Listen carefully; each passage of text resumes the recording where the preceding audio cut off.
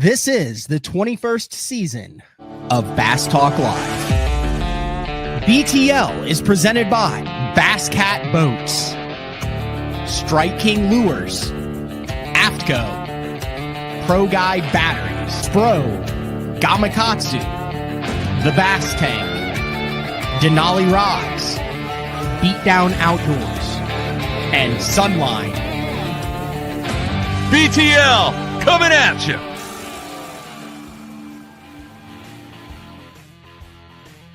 Good morning and welcome to another exciting edition of BTL Bass Talk Live, where we are going to talk about bass fishing back after the holiday Monday. Actually got on the water yesterday, and for the first time, we got a good guest on today. So the guest on today, Dave Mercer, everybody knows and loves Dave Mercer.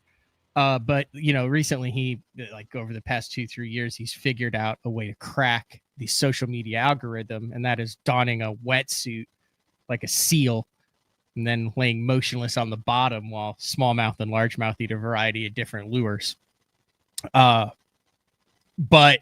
I think why that is so popular is because we all have in our brain a way like that a fish is supposed to eat a lure and stuff. And like probably the most iconic eat to me, and that like I picture this, and I was literally picturing this. So I went out and I was playing on scope, and scope bite sucked. So I said, I spy some lilies. There's just a rich, vibrant lily pad field, overcast, spitting rain a little bit, and I had, believe it or not, I had a bronze-eye tied on in the box because I'd had it from 2 Thursdays ago at the Thursday nighter that I fished. There's some water willow there.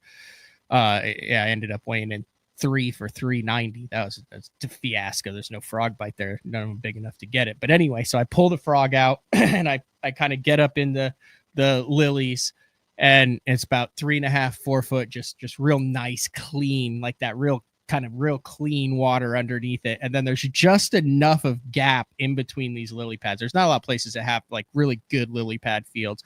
Rojas hates fishing a frog in lily pads. He said it takes away all of his advantage to actually throw it in a lily pad field where, in his words, a trained monkey could catch him. But I start throwing the frog, and I've got this frog perfectly balanced on top of the lily pad. And I'm just barely twitching it. And I'm like picturing like, you know, the Bassmaster or the In Fisherman cover where it's like the painting or the picture of the lily pad field with the frog on top of it. Dude, I had a 3-pounder come through the lily pad and just absolutely double frog hook through the snout, peg it, went down, boiled, wrapped it up, had to bring in all the vegetation, got it in.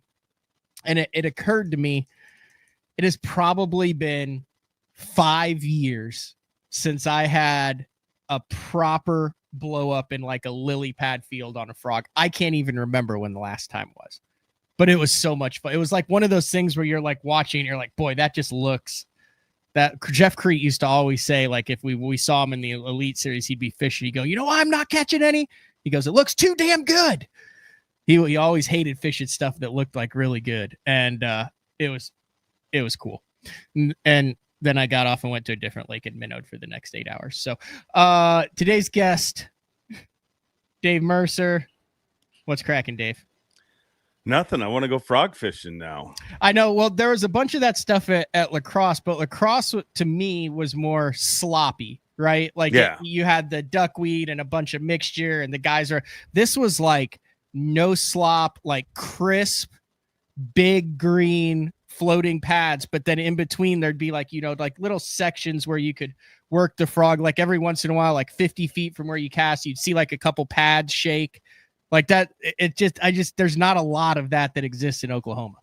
No, there's not. And if Dean Rojas calls that a trained monkey, well, I'd gladly be a trained monkey to catch. You know what he's saying though. I get what he's saying. I mean, but I don't care. It's postcard bass fishing. Like, I mean, Kyle Jesse said it during the La Crosse broadcast, and I keep going back to it, but he's like, this footage makes you want to bass fish. And that's what I call postcard bass fishing. Like when you see, like, I don't know if you were like me, but when I was a kid, like it didn't matter where, like we could be in a school trip and I'm in the bus and we're going to whatever.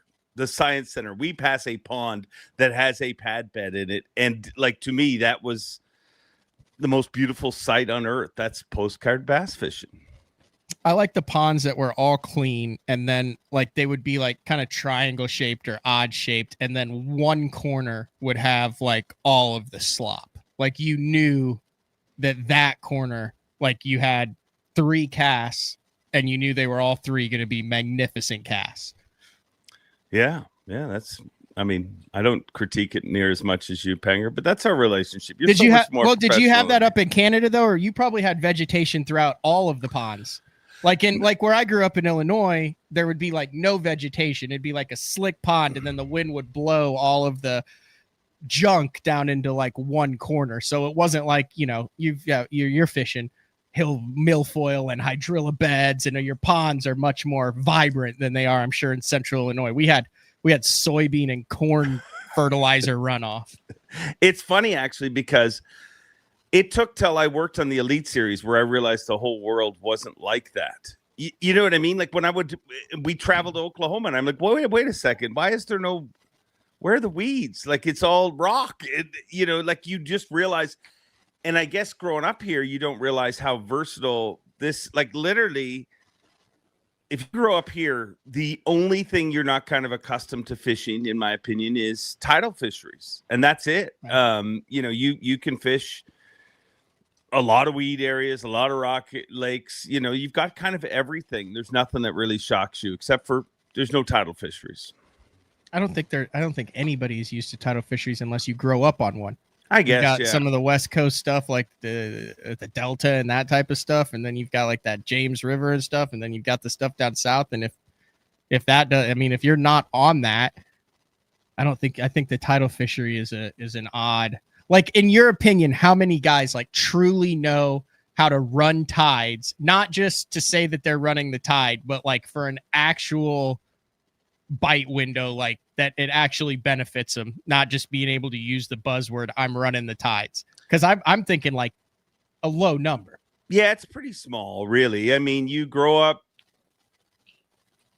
obviously, Potomac and places like that, and in Philadelphia, if you happen to grow up there. I mean, like on the Elite Series, Dave, how many guys do you think feel comfortable? Less than 20%, I would say. Oh, yeah. I would say like 5 guys.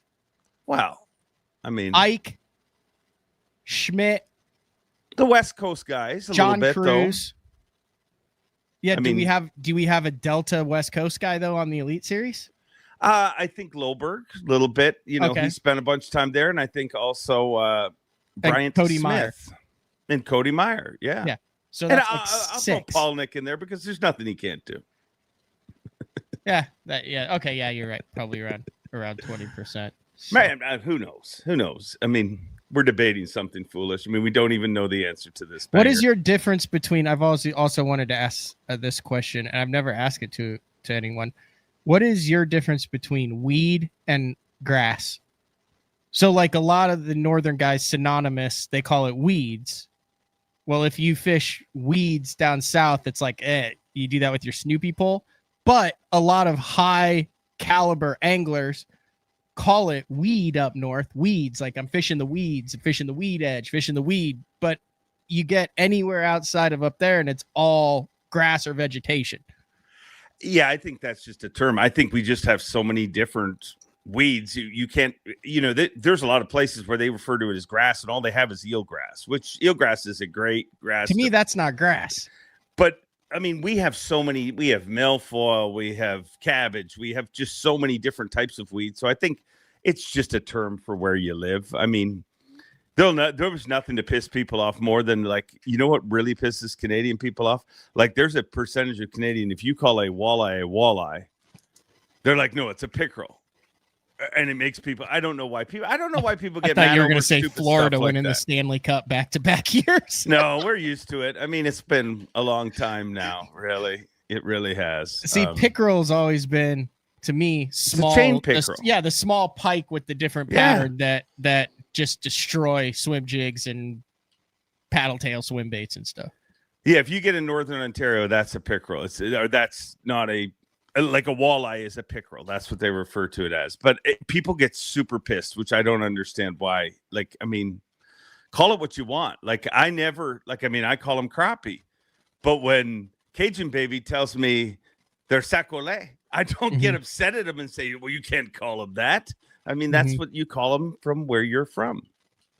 I've heard guys call them white perch, which I know white perch are also up in the Northeast. I actually caught them on Champlain last year and threw them back and was like, that's a funny looking white bass. And then Googled it and was like, hey, it's like a mix between a crappie and a yellow perch if you eat them. And then I did some research, found out that's a big Paul Mueller fish, is the white perch. Like, he's always ice fishing for those white perch.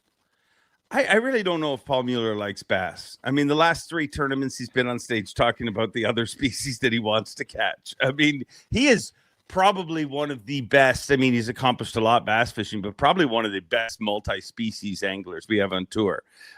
He fishes for everything. I mean, him and you know who else is nuts for all different species is Steve Kennedy. I mean, you put him on a stream that has trout or anything. Like, I mean, he just loves fishing. Yeah, you have to put Cooper in that category cool. too. Like, Cooper like literally goes on like quests for other species, doesn't he? That's a great question. Like, if you were to take guys who would catch, like, you know, if a gar swims by, are you putting your $20 jerkbait in front of that gar in case that he eats it? Like, there's a number of guys, like, I'm that guy. Like, yes, I will. Like, if I know there's a 100-pound alligator gar there in a tournament, I'm still hooking the alligator gar in the tournament. Yeah. Like, unless it's, you know, very extenuating circumstances, but Cooper's definitely like that. Yeah. Gussie one of them. But like, I just don't see a guy like Trey McKinney, like, going out of his way to catch a crappie. No, probably not. No, I mean, like, to him, that's just a waste of time. He likes to catch bass and shoot things, it turns out. That's about it. I mean, he loves to hunt and definitely pretty decent at catching bass, it turns out.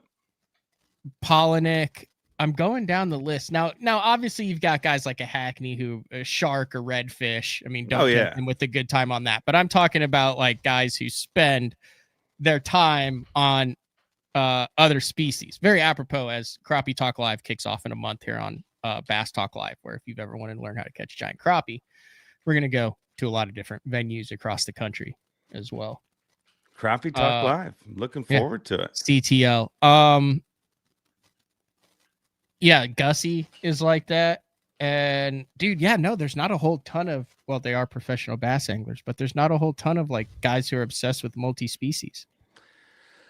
No, I don't think so. I mean, I think they all kind of, I mean, they're anglers. They're just obsessed with fishing. But I mean, I think there's some that just chase it a little more and some of them that just focus on bass fishing. Is Lee a multi-species guy? Lee doesn't mind getting down with some alligator gar. I mean, he does that he'll send me the odd picture from a side-by-side with a bush light and a rod set up for alligator gar. He loves to catch some alligator gar and red. I mean, he does a bunch of redfish. I mean, Caleb Summerall guides redfish. I mean, I think there's a lot of saltwater crossover, but I think ultimately it's where you live. I mean, a lot of the United States has a lot of bass fishing and some saltwater. There's not a lot of musky fishing unless you go up north, you know, and same thing for a lot of species. I mean, I think they all kind of get down with crappie, but I think that's all fueled by one thing, and that's taste buds. Like they really only crappie fish because they love to eat them. All right. I try to get you on every year. All right. Here's the thing. We used to do just a recap of the year, how everything went and all that. You've got Mercer. You have officially, unofficial. There's a lot of shows that cover that exceptionally well, particularly that you host. So, I was just on the officially, unofficial, and you had a number of us that were on, and we gave our top 3 moments of the 2025 season. Yeah. That just came out on the podcast platform. Great sponsor, Shady Rays on board with the officially unofficial podcast. And that's over at Bassmaster right now. Yeah, it's on Bassmaster, their podcast platform, the Bass channel. That's the same platform that TNZ, the Bassmaster podcast is on, the Bassmaster podcast with Ronnie and Kyle. So it stays there for a couple days, and then they put it on YouTube and all the other platforms after that. But it's been received really well, so I'm thankful for that. I'm still shocked that anybody ever wants to listen, Panger, to be honest, but thank God for them. So you're up to Mercer, the officially unofficial, and then like a facts of fishing deal every single week. Yeah, we're busy, but it's good. It's good. I mean, there was a time nobody ever wanted me to do anything, Panger, so I'm thankful to do something. We'll get into this right off the bat because this is kind of a little bit time sensitive, but one of the things that you do every single year, are you still doing that volunteer, or did you say it's about time you pay me, the Hall of Fame deal? No, I don't think they're paying me. Yeah. No, and I'll gladly. I mean, that's an honor to stand there. To be there, to be part of that evening is always amazing. It's an amazing room. It's just it's something I'm very lucky to get to do. So yeah, no, I'll be there September. It is September 25th, I believe, which according to this is 22 days, 16 hours, and 11 minutes away. Bassfishinghof.com. How many years have you done that now, as far as kind of been like the host, the MC, the master of ceremonies, control the whole evening? Because I mean, I don't think there's a more influential room in fishing than that night of the induction ceremony. Yeah. I think I've done it. It's got to be getting close to 10 years, something like that. I mean, actually, the year that Tommy Sanders got in, because I always said I'm not going to do it until Tommy Sanders gets in, because he did it previous to that. And then Tommy got in. So I think I've done it ever since then. But I'd say, 10 years. I missed a year due to COVID when we couldn't travel. 2018 was Tommy. Yeah. So, well, not 10 years, but you know what I'm saying? Like, yeah, almost a bunch of years. Yeah. I've enjoyed it. It's fun. It's nerve-wracking. It's never easy. I wonder why I do it right before I do it. And then afterwards, I'm like, oh, I'm glad I did that. That was fun. You still get nervous on stuff like public speaking, or is it just certain things where there's like specific things that you have to hit? Because that's what gets me now, is like if I have to do something where I like have to make sure I say something a specific way and then someone else is dependent on it, like that's where I'm like, okay, don't screw it up for this guy. But like you've public spoke enough and you're in front of the crowd enough, I would imagine it surprises me if you said that kind of gets to your nerves. No, I don't get nervous speaking in front of crowds. Like I'm probably more comfortable in front of 10,000 people than I am 10 people, to be honest. But that night is different. That night is, I mean, you look out and Bob Cobb's sitting there, Johnny Morris, Bill Dance, you name it. They're all sitting right there. And you want to honor the night, you know what I mean? Like you can't just go up there and be a buffoon. You want to honor the people that have worked very hard to get in there. So yeah, I get a little nervous about that one. I mean, and they make me wear a suit. I don't like wearing a suit, Penger. I get nervous anytime I'm in a suit. Dude, my suit from last year, snug. Yeah, but your snug and my snug is a whole different. Like I have to get a new suit for this year. Wow. It's welcome to my snug. life. I got to get a new one every year, Panger. It's so snug. Like I tried it on and I was like, I think that jokes will be made about this suit should I force myself to wear it. And then Court was, at least she was nice. She was like, oh, it's that like, like mature adult, like you're just filling out. It's like, yeah, no, I'm 41. It's not that.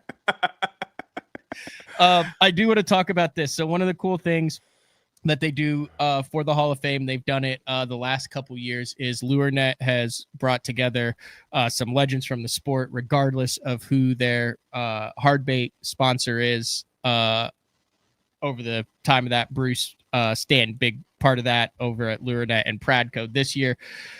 For the second year, they brought in the one and only Frank Scalish, Uncle Frank, to do 5 unique color palettes. That went live yesterday, which was, like I said, a holiday. I was on the water, like I said, frog fishing, and I went, oh crap, that went live. So it's like raining. I'm like down there. I got a couple of mine ordered. I didn't order all of. I got the Rick Clunn and the Roland Martin, but this is over $22,000 will be raised for the Bass Fishing Hall of Fame just from these limited edition 300 of each lure signed by that angler with that angler signature. You can go to the lurenet.com shop right now.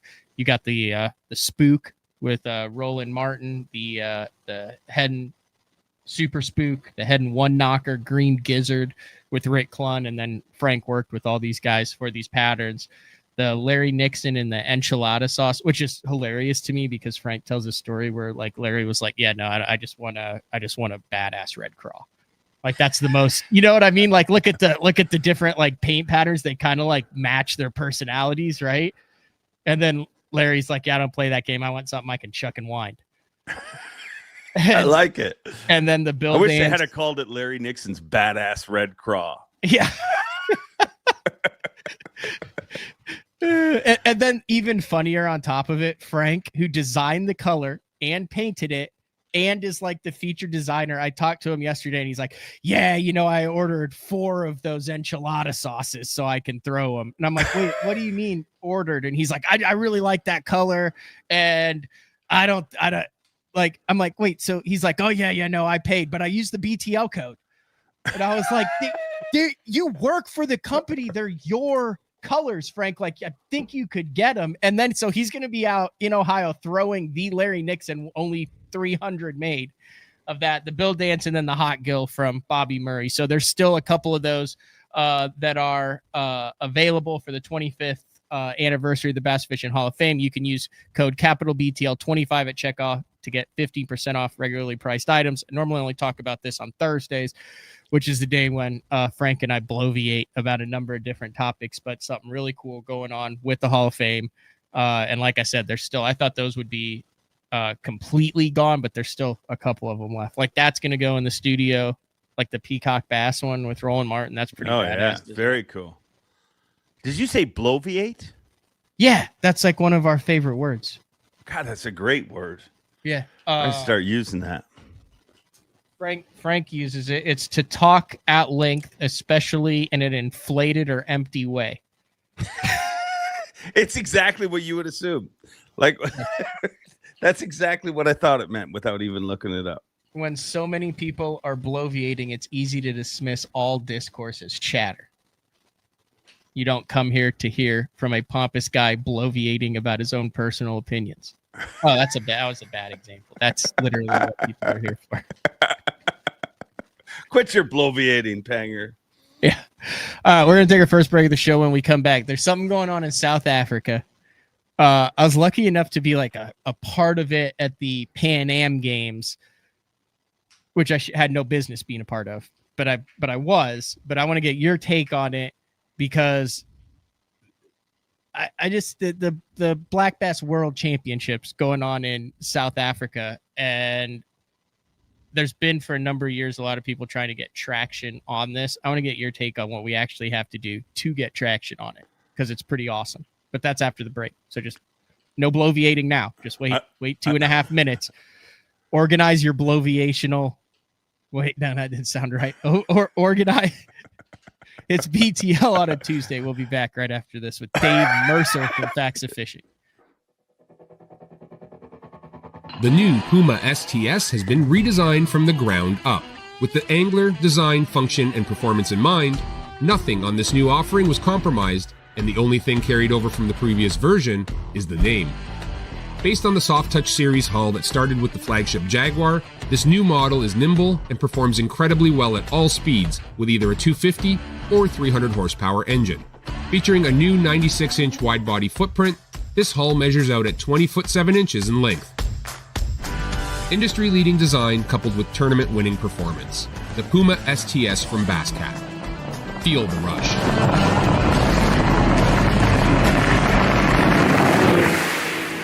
As a professional angler, there's only one thing that connects you to your paycheck. Probably the most crucial part to tournament bass fishing. I use Sunline because they have a line for every application.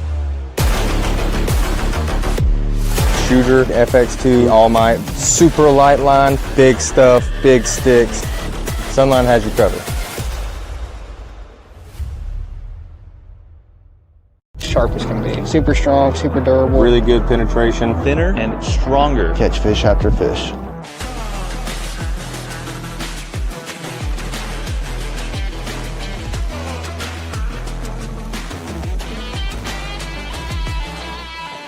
I want to make sure that I'm using the best stuff possible. World's finest hook. World's finest hook.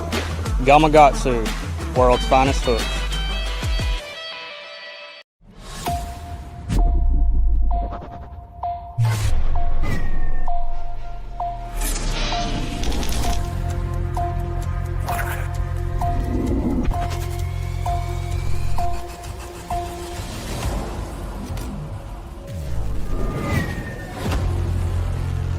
Everything you need, one legendary brand. Top on Strike King.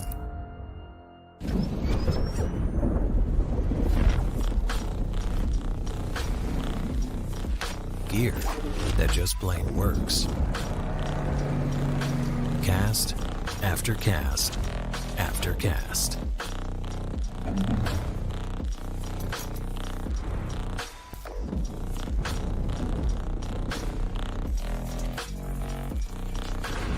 AFTCO. Any fish, any water. Welcome back, B-Tail, on a Tuesday, chatting with the one and only Dave Mercer. Let's talk international angling, Dave. Yeah, something What I know are your, absolutely nothing about. Okay, well, that's perfect because I think there's a lot of people who don't know anything about it, but you are aware. Do you know about like the Black Bass World Championships that have taken place and all this? So when I was a part of the Pan Am Games down in Mexico, which is it's kind of like I like how you're riding this like you were like just a cheerleader. You won the whole damn tournament, Panger. That is true with Andrew Upshaw. But would I happen to just be a water boy in the team? No, you won. I mean, one of the things that I did not realize, Dave, was how cool that is, the international vibe, and how seriously so many of the other countries took that tournament. Yeah. And I'm down there in Mexico and I'm like, God, I wish the angling community in the United States could feel and see what this is like, because it would make the whole international angling and tournament scene explode. Like, what are your experience with that so far? I mean, I've had nothing to do with it, but I know a lot of people that have been part of it, whether it's, the US team, the Canadian team, even the Australian team with Tommy Wood and those guys. Everybody who's a part of it speaks incredibly highly of it. I think it's a great, and here's my take on all of these things. Anytime there's eyes on tournament fishing, I think is a good thing. Anytime we're promoting the sport, I think it's a good thing. No matter who's doing it, how they're doing it, it's a good thing. So I think it's a great thing. I mean, the big goal of getting into the Olympics, I mean, that seems so far away at one time. It seems to be getting a bit closer. I mean, if they can have breakdancing in there, why can't they have bass fishing? My whole take with my only negative, and I think me and you did a call on it at one time.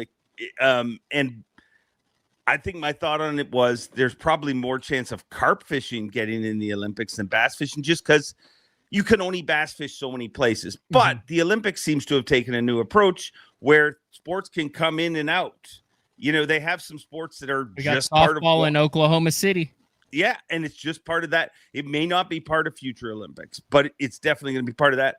So I say, why not?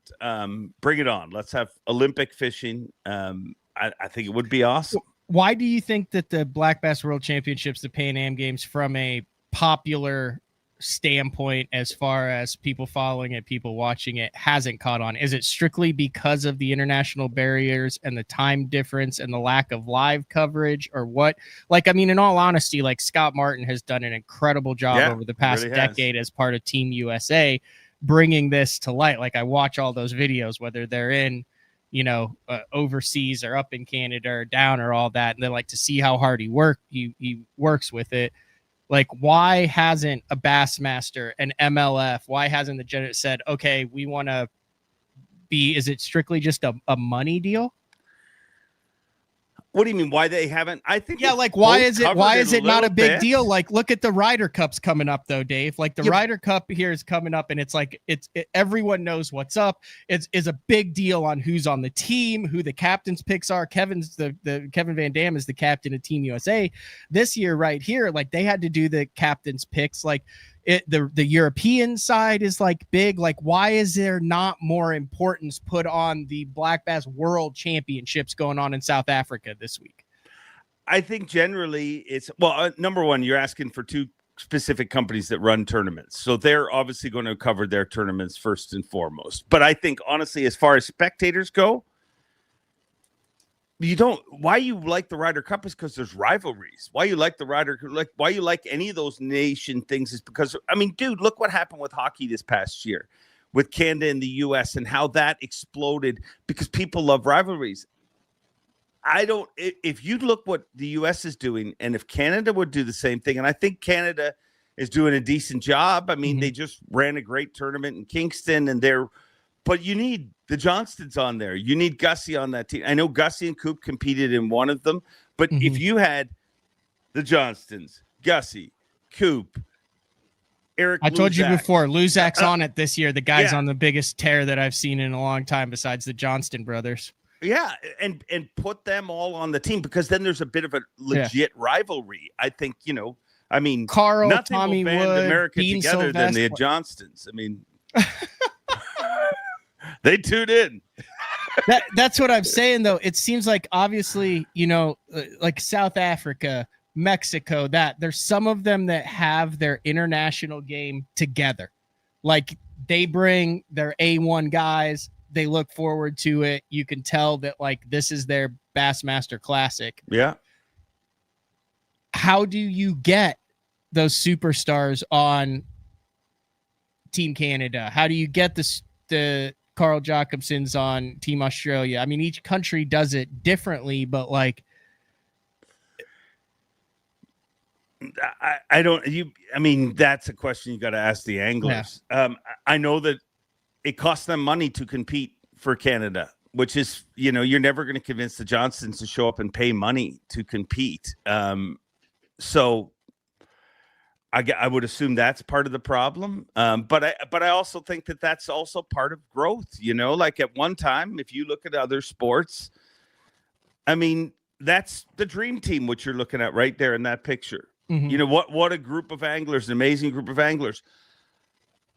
At one time, it was like that in other sports. You look at basketball and everything. Like, as one country steps it up and the other countries get tired of getting their head caved in, they'll step it up, I would assume. I don't know. I think whatever I say here is going to get me in trouble, Panger. But I'm all for it. I think it's wonderful. But I think you need the people that are known in the industry and the sport. So I don't know how your qualification changes. But I mean, for example, that tournament that just ran in Kingston, the winner of that tournament got a spot on Team Canada. Oh, really? Yeah. So I did not know that. So guess what, Johnston's? You're on the team, and now it's up to them whether they compete. I know they had an opportunity to compete in the one that was in Nova Scotia, but they chose not to because, I mean, they're busy winning every single tournament on the St. Lawrence River. Yeah, but like, representing your country should take precedence. I guess. I don't know. What I'm saying is, it is an absolutely amazing feel and venue when you're there. Yeah. And I just got to experience the Pan Am Games. There needs to be more discussion about how to bring it. And I do also want to bring this up. So when I was in Mexico, I met Mark Schlarb, who for a decade and plus was kind of the driving force behind Team USA, worked closely with Scott Martin, did a lot of the planning, the travel, the sponsorships. Actually fished in this one. He did with his buddy. He passed away shortly after that, unexpectedly. Yeah. And I do want to give a shout out. Did not know him very well, but for that week, for leading up to it, to getting it, dude worked his tail off. A thankless job, basically, to make sure that USA Bass was on the map, and that what has been accomplished was accomplished. So have not mentioned that on the show about Mark, but definitely missed. Super great dude when we were working with him. Good angler as well. And it'll be interesting to see where the international competition goes. Do you think Bassmaster, do you think MLF, do you think they need to get involved in the international aspect of this? Like, is there a way that they could say, okay, like, we're going to partner with the international sport fishing deal to like have official rankings, and then they'll say, hey, we're going to send media representatives to this? Like, do you think that should happen? I think media representatives would be a good start to have it covered, by them. But I don't know that you need a specific league doing a deal with USA Bass or Canada Bass or the international committee, because then it becomes, we don't need more division. We don't need, okay, it's only Bassmaster people and it's only MLF people in it. I mean, one of the nice things when you look at that team is you've got people from both. So, I mean, I think in general, we should all support it, but I don't think it needs to be an official relationship where it's with MLF or with Bass. I mean, I think it's its own thing outside of that. Says so it's very interesting. So it's a six person or a 6-person team, so that compete. So like 3 teams. So it says fishing in pairs at the World Championships. Anglers compete in pairs. The USA Bass team pairings are Jacob Wheeler and Kyle Welcher, Scott Martin and Logan Strong Parks, team. Scott Martin and Logan Parks, and Ott Defo and Drew Gill. They're not going to do any good at all. Like, those are some pretty dang good teams. And if they have anything they need to talk over, they could just call Kevin Van Dam, their coach. Yeah. And be like, coach. Kevin, let me know what you're thinking. Now, I think I get this right. So when they go international, one of the biggest things is vessels, obviously. You can't just send your boat over. What's the name of that boat that Dudley's running this year? The Tomcat. Dave? So when I was in Mexico, we're at this like crazy lodge, right? And we're the only people staying there. South Africa's staying there too. Mexico's staying there. So we're in the hot tub area. It's like, backlit late at night. I slide into the hot tub with a cold beer, and I happen to be the other end of the hot tub was occupied by the South Africans. And one of the guys in there was the owner of Tomcat. Wow. And this dude is like one of those eclectic guys, right? So he was talking about how was working with Dudley and all this stuff, and he's like, oh, he's wild. I'm like, yeah, no, he's a one of a kind. And I believe, I don't want to get this wrong, but I believe they're all running Tomcats in this World Championship, and they built out these 3 boats for these guys. I think that's what he was telling me. And then I saw him that they were running those Tomcats. So they're running like Tomcats with the scope, with all of the bells and whistles and poles and Every stuff. country or just the U.S.? Just the U.S. Well, see, there is a problem with the competition. I will say this, because I do know that there's other countries that have said, I know people who have competed and they showed up and they had a black and white graph. Well, the U.S. Yeah, that happened in Mexico too. Is taken care of, and good for Scott. But that's kind of a weird thing for competing. But I get it. One of the dudes in Canada the when Team we were USA didn't stay in the Olympic Village either. They stayed on a boat when they played basketball, didn't they, or whatever they? Yeah, stayed no. in. So we actually changed venues to the newly renovated private lodge. Our guy who got us there safely when he found out where we were staying, just his first initial reaction was ooh, and Scott picked up on that and was like, "What? Wait, what's that ooh for? Like that's not a good ooh, is it?" And he's like, "Not after dark, it's not." And so we moved very rapidly. Well, I know when Bickle was part of Team Canada, he stayed in a gas station. I forget where that was, but they literally, because he sent me pay, it was just like, like an out of business gas station. So you roll up the doors and there was just a bunch of beds. So it was kind of a Bickle different fished living. for Team Canada. Yeah, he did. I think he has a couple of times. Did he ever play for Team Canada? No. Never cracked. That would have been cool to say that you represented your country in 2 different sports at the international level. Strong. Yeah, I it's there's a lot, like I think people think like, oh, like we in the Pan Ams didn't win any money.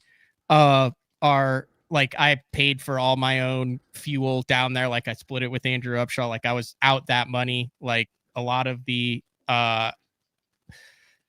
wheel greasing that went on at customs and the border, like that was out of my own pocket. Like the lodging was covered, the food when we were down there was covered, but I was still out over $1,000 by the end of that week. Like personally, I don't think people understand that, like, they had a lot of sponsors that took care of things, but it's expensive to go international with that much tackle, that much travel, that much. So yeah, it's a tough deal, but hey, it's because of amazing people that are working behind it to make it work.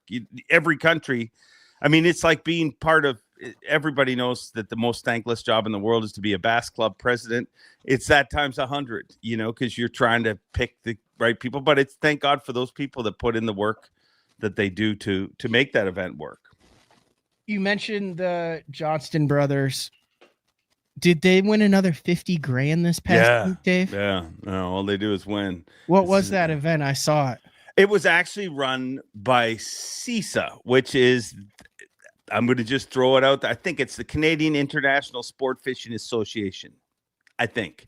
But basically they ran that. And again, I think some of the funds from that event go towards Team Canada in the future and stuff like that. So that'll just make things better. But yeah, they won that. It was a team event. They got to fish together. And Bickle actually, up until the last day, was in second place in that event. Him and his buddy Josh were in second place in that event. And they slipped a little on the final day. But the Johnstons won. Shocker. Oh, I'm looking at their. So you're right. It is CISA. Canadian Bass is a part of the CISA, Canadian International Sport Fishing Association, and represents Canada at international. I'm looking at some of these pictures. I recognize a lot of these guys. Yeah. Yeah. They're down in Mexico. Have you, in all of your years, ever seen a year of dominance like the Johnsons, and I'm going to include their dad, Chris, and Corey, that has ever, I do not think in the history of competitive tournament angling, there has ever been a top to bottom season turned in like the Johnsons have done from Lake Ontario all the way to Messina. They own the entire fishery, Dave. Yeah, there's never been anyone. I've thrown it out there on Bass Live and stuff. We talk about Lee Livesey and how dominant he's been on Lake Fork, but Lee Livesey's had some 90s. Lee Livesey has hit home runs there, but he's also struck out. The Johnsons never strike out on that body of water. And I know that frustrates some people, but it's like, name an event where one of them isn't in contention, and usually it is both of them. And me and Zona kind of talked about it too. We both kind of predicted that they would cannibalize each other a little bit competing on the Elite Series because they work together. But it's been the opposite. They've actually both thrived. But yeah, there's nobody, I don't know of anyone that is, there's nobody even close that's been as dominant as they have been for their entire existence on that body of water. Like, just take the last 7 years that they've been on the Elite Series, what they have done, it's wild. It is. I mean, they've won. I think it's the last 4 events they fished on Thousand Islands. They've won. I mean, Corey won the Open, Chris won an Invitational. It started when Corey and his dad won that. Was it Thousand Islands, the bait fuel open? Thousand Islands, but they couldn't. Yeah. They didn't go in the river, and that's where the cutoff was for off limits. So he was in the lake, like at the same time that Chris was fishing the Invitational, right? Or like the week before that. No, Corey and them, he was competing. He was competing lake only. Chris was competing river only. Yeah, and that's why Corey Chris could fish the Open afterwards. Yep. And then Corey won the 20K with his dad there, right? Yeah. And then Chris couldn't fish the Open. So then Corey wins the Open. So then that was back to back to back. And then wasn't there like a Toyota or something that was in there that one of them won? I know it's a lot. And then the Elite Series. No, there wasn't an Elite Series. No Elite this year. It was literally every single major event on the river was won by one of the Johnstons. Yeah. That they could physically compete in. Yeah. Yeah. That they compete. I mean, they've won the last 4 events they competed in on that body of water. So it's wild. It's wild. Yeah. I mean, there's nothing even comparable. I'd love to debate and be like, well, on this river, that there's nothing comparable. Yeah. Is that possible because there's less variation in smallmouth and current and rocks, or like it just seems like if there's a place that's going to be done, it seems like the guys who figure out the northern smallmouth consistently catch them. Have you noticed that? But I think that's changed with forward-facing sonar. Like, I think that their advantage is probably less now. Like, if you took away forward-facing sonar, their advantage would be more. It's less now. And if you look at, like, in the last number of years, I mean, there's people that were incredibly consistent in northern smallmouth, and since forward-facing sonar's come along, they've been less consistent. Brandon Polnick was always a mail-in top 10 every time we went north. Yeah. In the last few years, he's kind of struggled up north. So it's wild to me that they continue to do what they're doing with as much scrutiny, as much pressure, as much eyeballs. Like, I mean, people have watched. You could physically spend today on the internet and spend all day and just watch footage of the Johnston brothers competing on those bodies of water. But they still continue to... Yeah, it's actually more impressive because everyone knows exactly where they were, what they were doing, the baits, they watch it live, and then they still go out and do 27 to 29 pounds every single day. People are like fishing their areas going, well, where are they? And they're like, oh, we're at another place that we've saved for this tournament. And I think, I mean, they're just very, I think that they're so lethal out there because they also, it doesn't take long. I mean, what destroys people on that body of water is they feel they overthink it. They know as long as we have 10 minutes, we have another 10 spots we can hit and we will figure it out. And they always do. Like, it's wild. I wish I had more to say about it, but I don't, because it's nuts to me that they just continue to punt them out. I mean, and this is huge praise, but I haven't seen somebody that dominant since KVD in his run. And he did it on a bunch of different bodies of water. But I remember when I first started emceeing events on the Elites, like when you'd see Kevin sneak into the top 12, you would watch anglers go, they were, like we're talking the most confident because there were 2 tournaments going on. There was the KVD tournament, and then openly the other anglers would be like, all right, like second place pays $40,000. Yeah. It's nuts. It's nuts. But those guys have to know they're fishing for second when they sign up. I mean, like one of the dudes I saw in this tournament goes, well, average 24.96 a day and cracked the top 12. Like, not sure what else I can do out there, folks. That's 15 5-pound smallmouth. I don't know. I know that Hey, there's people who do not compete in tournaments the Johnston brothers compete in. Like, that's how dominant, and that's long before they were on the elites. There's guys who call tournament directors and say, "Are Corey and Chris fishing? I'm out," because they just feel that they can't compete with them, which is mind-boggling to me. But they're pretty freaking dominant. Is it? I mean, total train wrecks outside of fishing, though, Panger. Total train wrecks. I mean, if it wasn't for fishing, former they hockey would players. Just. I mean, Chris does it better. I mean, I think publicly it looks like he's a little less of a train wreck, but maybe bigger train wreck. But total train wrecks. Thank God for fishing.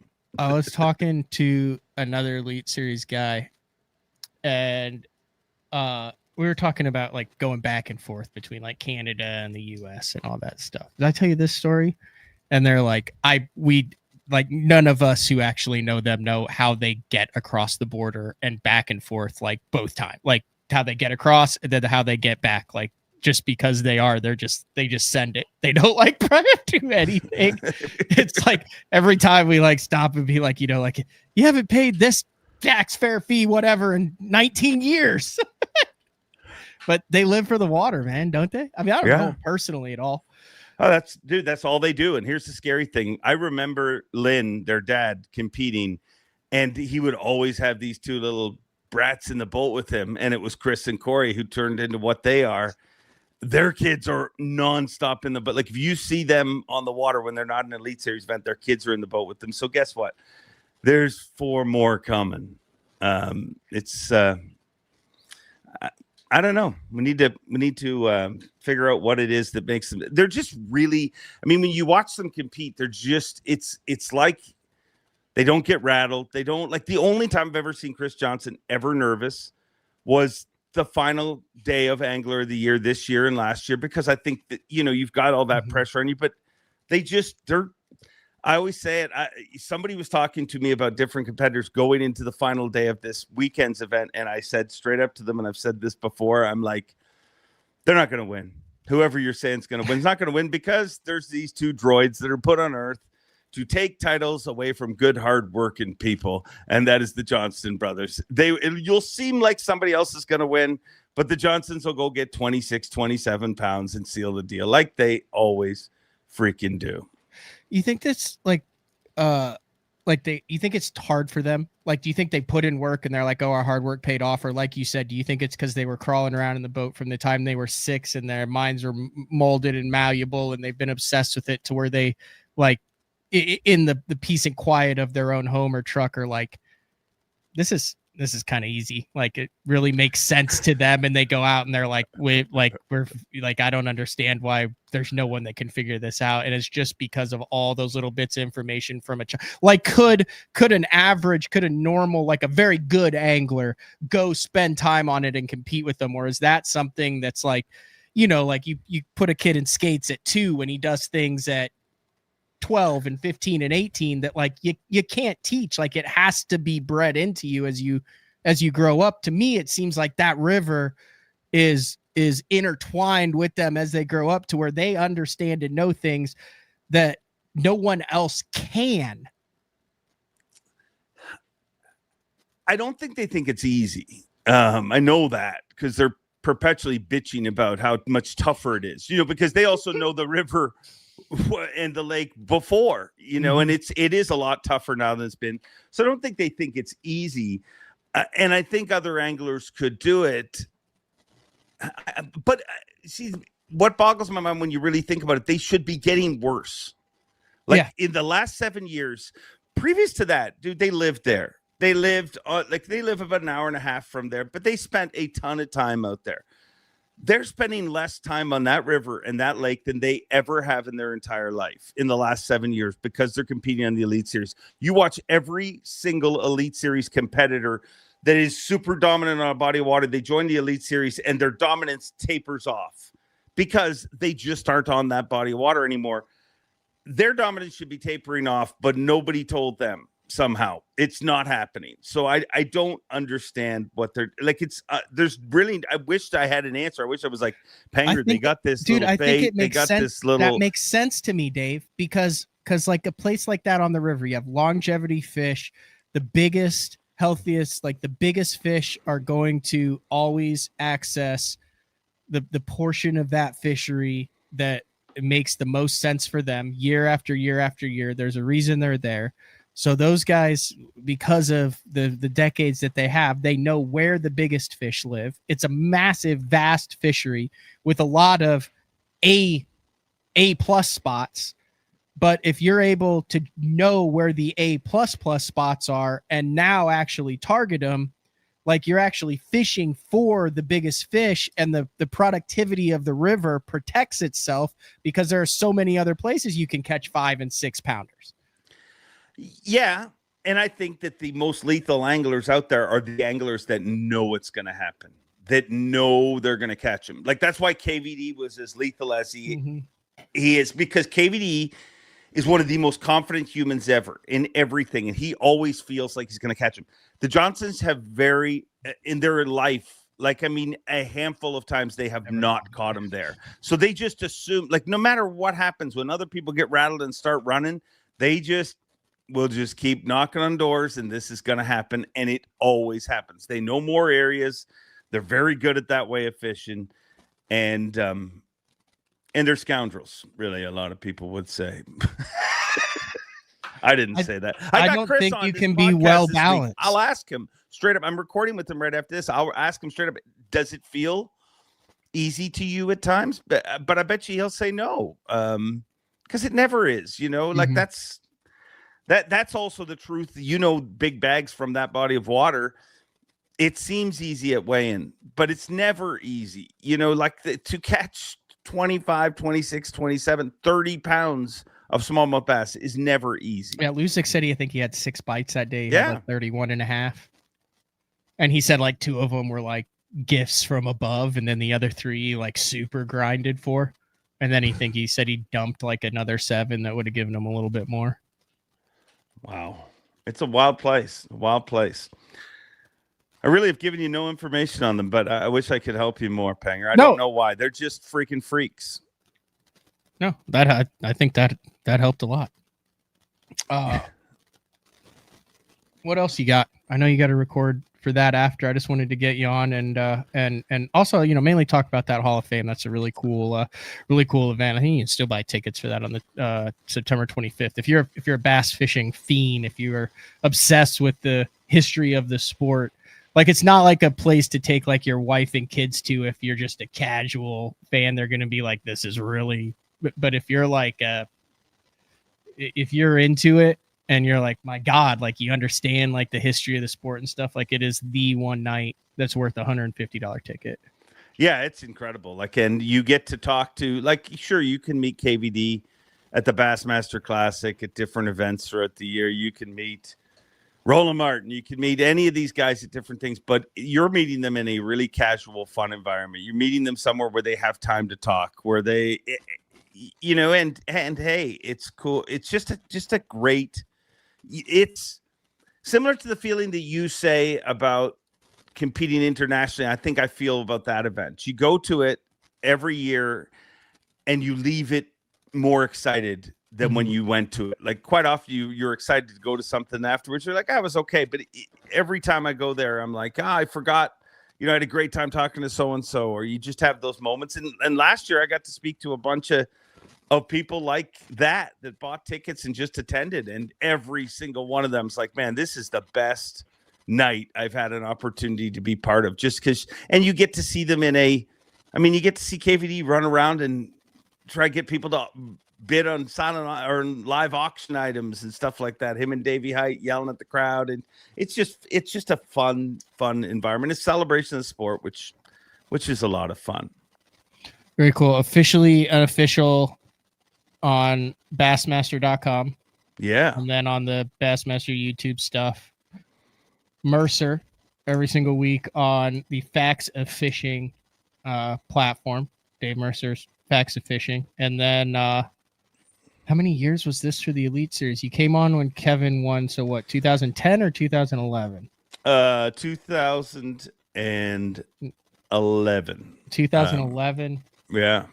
Holy crap, that's a career as the you've had a if you have had a career as the Bassmaster Elite Series MC now. Like that always blows my mind when I'm like, holy cow, like I've done this long enough to say like this was a career, not like, oh, and then I did this for a while. Like, dude, you have had a career as it. It's hard to believe from 2011. Like 2011, it's 2025 now. I know it lasted way longer than I have imagined. I mean, it's time flies when you're having fun, but it's a lot of fun, and I hope to continue doing it for a while longer. And it's a very rewarding job. I mean, I get to work with some of the best people on earth and great friends, and I get to scream and yell and do everything that I thought I'd do when I was what? Oh, you're answering it. Oh, thank everybody. I'm so lucky. What do you want me to say? I know. It is exhausting yelling, Panger. It is really, I stand up there. No, I know. Sometimes it's just hot, but other than that, it's pretty freaking good. It's hard to believe it's been that long. I totally forgot something that I wanted to ask you, and when I told Rush that I had you on. So, did you ever like seriously tournament fish? Like, did you ever like what up to like what level? I kind of quit tournament fishing in my early 20s. But I started tournament fishing when I was 13 and fished all the way up to my early 20s. And I decided even early on that I was like, I don't like that. I think that's why I have so much respect for the anglers on stage, because I decided early on, I don't like this lifestyle. I don't like being away for months at a time. Like the fact that Brandon Palnick has owned a house for 4 years and he's probably cumulatively spent 4 months in it, to me is just nuts. So yeah, no, I did it for years. I enjoy it. I think I might at some point go back and fish tournaments, after I step away from it, just for fun. But I don't miss it now. I get to scratch that itch with the Elite Series. But yeah, no, I competed in tournaments. I would like to be more competitive in some of them, but I did try to fish against the Johnstons a lot. Well, that's why they were 7. you quit. Dude, they were children kicking everybody's ass, and I'm like, I need to find a different way to make a living in this sport. But yeah, no, I think that's why I understand. I feel like I have a decent understanding of what anglers go through, and because I did compete for a while. All right. I'd never ask you that. Wow. I don't think you can do the job properly without like being able to understand, like ask the questions, of kind of understand what those guys are going through. Yeah, like it helps to have been in that situation before. Like when the guy comes in with 4 and that 5th one would have like won him the tournament. There's like, I feel like you've had to have been in that situation to where you can like delicately bring that up without either having him sucker punch you or crushing his soul. Well, yeah, and what they're going through. You know what that feels like. You know how crushed they are. Like our sport's evil when you think about it. Like, there's no other sport that like as soon as you're actively competing right up until the moment your weight comes out. So you literally just find out your weight and you're boom, put on the spot to talk. It is weird that way. But I think that no one what are you laughing about? Well, the scales, and then you're literally 2 seconds. They have to process that, and then you're going, "Hey, did you do anything that personally screwed you from a life-changing moment?" Oh yeah, we're the original American Idol. I mean, we put them side by side at the very end. We're going to see one of them win and one of them get crushed. Like I remember. I've been on stage. I always say the coolest thing about my job is I'm a foot away from people in some of their greatest moments of their life, but I'm also a foot away from people at some of their worst moments of their life. Like I remember Andy Montgomery at one of the TTBCs literally collapsed on my back. I mean, it was $250,000 as he tells it. Back then he was broke as a joke. And he's like, it just like, he thought he was going to win. And like, he literally collapsed. It's kind of evil that way, but it's also our sport. I think that if you don't love it the way you do, the way I do, the way the people that listen to this show do, you don't understand it. Like when I try to explain what we do to other people, they're like, they see pictures and they'll see these big crowds and they'll be like, what, do they fish in the arena? No. They just, I mean, it's literally like having golf, but I mean, at least now we get to see it. But 10 years ago, you never even saw any of it. You just saw them, their scorecard get read out. Like you go to a golf tournament just to see Scotty Scheffler shot us. Yeah. 69 today. I mean, it is bizarre, but thank God for it. And thank God Ray Scott. Well, I did on this. The worst thing that you could have Dave Mercer say to you on day one of a tournament, if Dave Mercer has said the phrase, I know you will, more than one time, you're on the verge of getting eliminated. You are not making any money in this sport. You are in deep trouble. If that registers after you walk off the stage, because that means that you walked up on stage and you said, oh, just totally shit the bed today, but I'll catch him tomorrow. And that you didn't have anything else to say except I know you will, and then move on to the next one, which means that guy hasn't caught him all year. That's what I'm saying. If you're an Elite Series angler, Dave Mercer's, if your interview ends with I know you will, your career is in jeopardy. It's not true. It's not true. Go back and listen. Go back and listen to it. Every single guy who sucks on day one will say, we'll make a better game plan. We'll go out. We'll catch him tomorrow. And your response every time is, I know you will. I'm just trying to be positive, Panger. I mean, things change. That's why you get the first 2 days One to time compete. next year. One time next year. As they're turning and walking away, I want you to just say, highly doubtful. My last weigh-in, I always tell Mike McInnes, I'm like, if I'm getting fired, which I eventually will, just give me one tournament, 1 day of notice. Just be like, all right. This is somehow still on the Elite Series after 11 years of mediocrity. That weigh-in will be memorable. I mean, I don't know if it'll be good, but it will be memorable. Are this limit was hole poached. Let's bring him up. The drunker he gets, the better he fishes. Let's welcome. Well, there's some of those. I mean, everybody's different, but no, I try to be positive, Panger. What should I say? Huh? What should I say? Doubtful. If you say so. All right. You heard it from him first. All signs point to maybe. That would benefit you personally. No. See, you still won't make the cut. You're such a dick. When you make the Elite Series, that's when I'm gonna wait till you hear my comebacks to you. You said the word shot. wed. You're here. Yeah, Panger. Do you follow Ty Au? Yeah. I don't know him, but I follow his stuff on social.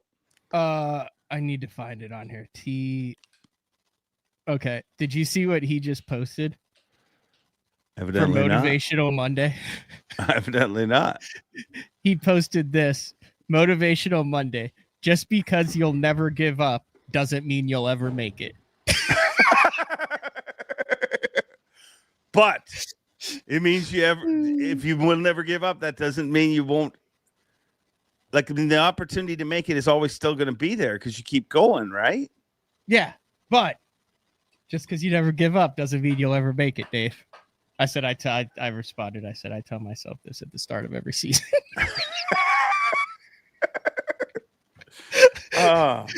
Panger, I feel like we've talked about nothing during this show. Yeah, that's kind of the point. We've done a Seinfeld episode. We've bloviated. Show about nothing. We've bloviated the whole way through it. What? I told you could talk to me about anything. Enjoy this more than. And you talked to me about things I know nothing about. I wanted to talk about international fishing. I thought you were very educated on that. We learned a lot. We have a better understanding on that. We talked about the Bass Fishing Hall of Fame. Mm-hmm. We talked about. I have just written down Johnston domination. So we tired of talking about them. I'm tired of talking about those two brothers. They get me in nothing but trouble. And then we BS for a while. Like sometimes you have shows like, I mean, I wouldn't give it an A+. I would give it a strong B+ to A today. All right. Okay. You know what I mean? You do some shows where you get done and you're like, I can't wait for this one to go out. Like it was amazing. This isn't one of those. No, this is a very good show, but you know what I'm saying. All right. Like, what's your best Mercer show? Like, if you were to point to out of all of the hundreds of those that you've done, like your pinnacle show. Well, being the hoary promoter I am, this week's show on Wednesday night with Chris Johnston, we go places that nobody ever imagined before. Now, it's hard to pick a best one. I mean, we've had a bunch. Swindle ones are always good because it's, you never know what direction it's going to go. And there's a lot that I really love. The Clun ones are always special. Trying to think of, I don't know that there's a best one, dude. I mean, I think that's all. Like, here's the cool thing about a podcast, and thank God we get comments like this. There'll be weeks where people are commenting and they're like, this is the best one ever. It doesn't get better than this. And then the next week, somebody will be like, this is the best one ever. It doesn't get better than this. Thank God. I mean, because I think each podcast talks to different things. I also really enjoy like some of the ones where people just start to get to know people. Like, one guy that has stood out from the start and he's getting a lot of hype right now, but hadn't got it for years. Pat Schlopper. I mean, Schlopper's shows are always good. Schlopper kind of has got this. He is himself. He says it like if you ask him, he'll straight up tell you the truth and the answer. His shows are always good. I mean, fighters shows are always fun. I mean, generally we get threatened with legal action the week after the show, which is a weird tradition, but twice we've been threatened with legal action and twice it's been right after a Seth Fighter show. So, yeah, I mean, I don't think I have a favorite one. Yeah, that's fair. These are good. We should have done these before. This guy couldn't hack it in MLF, so he came back to Bass. Please welcome. And after they weigh in, can't do any worse. We'll see you tomorrow. We have 101 pros, and he's one of them. Yeah. The only angler not to weigh in a limit. We had that this year. I forget who it was. Somewhere where we were just limit after limit, and I became, started pimping the limit thing. Like everybody's got a limit, and one angler had 4. I forget who it was, but I think it was Oklahoma dude, Blake Capps. Oh, it was. I felt horrible. He's so good, and his parents are so awesome, and I felt horrible. But no. I think I know the answer to this. Like, you do whatever the hell you want to on Facts of Fishing and Mercer, and that has no affiliation with Bassmaster. There's no one looking over your shoulder. You get in trouble with them sometimes. You make them happy. Sometimes you can say whatever the hell you want, whatever you want, with whatever guests you want. And Officially Unofficial is ran through Bassmaster, and that's why it's on their platform. Yeah, but to be totally honest, I don't, and I know nobody's going to believe this. Mercer has nothing to do with Bass. Yeah. So I try to have conversations about whatever. And I also have always been a proponent of let the angler say what they want to say. Like, you know what I mean? Like whether you're for something, against something, you can go back. There's been things that have been said on Mercer that, if Bass had control of that, like you would assume that they wouldn't. But even with Official and Unofficial, it's pretty cool that like they never ever proof it. Like I post it and it goes live. Like we don't. And if you look at some of the things that have been said in Official and Unofficial, it's only been around for 10 episodes, but it's pretty shocking. Like it is getting a lot more where you can say whatever you want. But yeah, nobody kind of tells me what to say. Sometimes I wish they would. It's weird. Like, the narrative of, well, Bass wants people to believe this is such a great internet narrative. But I swear to you, Panger, and I have zero reason to lie about this, but if you don't believe me, you're not going to believe me by me saying I have zero reason to lie. But if you look at forward-facing sonar, I have literally in the past gone to Bass and said, is there a stance? Do we have a belief? Like, is there somewhere where and they're like, no, tell what you want about it. And that's why during live broadcasts, we've had open conversations on Bass Live on the halftime show and stuff like this. I mean, I've literally sang I'm a little teapot when anglers have got their hand on their hip up there kind of ridiculing some of the stuff about it. They don't lock it down like people perceive on the internet, which is good, because if they did, I'd probably be fired by now, because I say stupid stuff for a living. But neither podcast is one, but Official and Official is owned by Bass. That I make that podcast for them, but they literally, I mean, I'll be honest, they did the TNZ podcast with Tommy and Zona, which I love. And I think the only reason Official exists is because Zona said I'm doing that 26 weeks a year. And they were like, well, we'll get Mercer to jam in the other weeks and he'll do his podcast. But they literally came to me and said, what do you want to do? We want you to do another podcast. What would you like it to be? And Official and Official became what it is, which also was a horrible idea, Panger, because the one thing I hate about podcasts is booking guests. And then when I had another podcast opportunity, I went and made a show with 4 guests, which is really dumb because I've made the one thing I hate about podcasts tougher. But long answer. I bloviated about that. That's good. I think also another thing is, the point is, I think me included up until recently just assumed that like you had a producer and an assistant, and just not that like did like, but that you had, Facts of Fishing, Dave Mercer, that you like had a team to where you'd be like, hey, get this, do this, edit this, send this, to where they helped you. It's just you and your wife. Yeah. I wish, I see all these podcasts with interns and stuff like that. And hey, apply within, because we don't have any of that. Sarah cuts together a bunch of the stuff, and thank God she does that. And I record it and set it all up, and it's just the two of us. But I wish I had the team that many people assume that I have, but it's bass fishing, and you don't have that. Pat Schlapper, Taking Notes and Kicking Bass, latest edition of Mercer, your 227th episode, live on all of the MP3 platforms, podcast platforms, as well as the Dave Mercer Facts of Fishing, rapidly approaching 500,000 subscribers on YouTube there, and then coming out this week. Apparently, you're about to record it after this, right? The Chris Johnston, back-to-back Angler of the Year show. Anything else before I let you go here? I greatly appreciate the hour and 17 minutes of your time, Dave. Do you want to answer some of those questions? No, sure. You're welcome to. I'll answer whatever you want, and you gave me the most soft. Dave, do you have an angler that doesn't like you? Yeah, I'm sure. I'm sure I do. I don't know who it is because I live in a fool's paradise, but I'm sure you'd have to ask the anglers. I'm sure there's somebody out there. I'm going to just let you go right now. We've had a good show. Why? What are the other questions? Nothing. There isn't one, Frank. No, he's not emceeing the wedding, unfortunately. It's a long way to go. Are you going to your wedding? I don't think we really have it, MC. I think Dave's going to help with some of the sound stuff, but that's about it. Nice. Are you going to get an invite to the Travis Kelce, Taylor Swift wedding?